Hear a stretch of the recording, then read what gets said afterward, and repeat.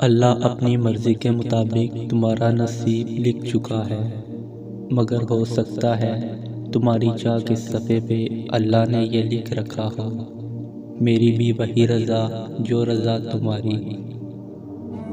تہجد نصیب والوں کو نصیب ہوتی ہے اور ان نصیب کو چار چاند لگانے کی طاقت رکھتی ہے۔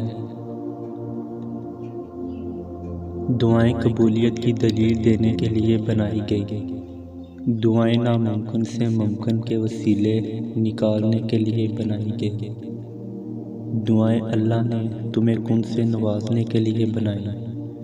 جو نصیب میں نہیں، دعائیں ان لا حاصل چیزوں کے لیے بنائی گئی۔ اللہ تمہارے ساتھ ہے اور وہ ہمیشہ تمہارے ساتھ رہے گا۔ وسیلے وہاں سے نہیں بن سکے جہاں سے تم نے سوچ رکھا تھا، تو یقین رکھو کہ وسیلے اب وہاں سے بنیں گے جہاں سے کوئی بھی تصور نہیں کر سکتا۔ اور جو تمہارے لیے ناممکن ہے وہی اللہ کے لیے ممکن ہے۔ تم بس قبولیت کا یقین رکھو، کیسے ملے گا یہ سوچنا تمہارا کام نہیں۔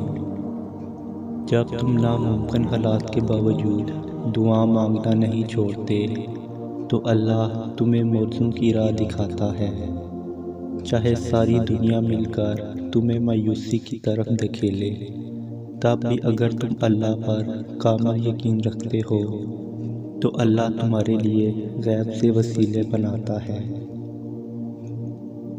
اللہ کہتا ہے، کوئی مانگنے والا جو مانگے مجھ سے اور میں عطا کروں۔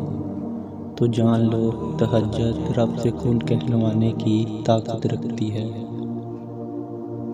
اللہ جب تمہارا نصیب لکھتا ہے تو وہ اس نصیب کے آخری صفحے میں دعا کا ایک خانہ باقی رکھتا ہے، اور پھر اس خانے کے اہتمام میں وہ کن لکھ دیتا ہے۔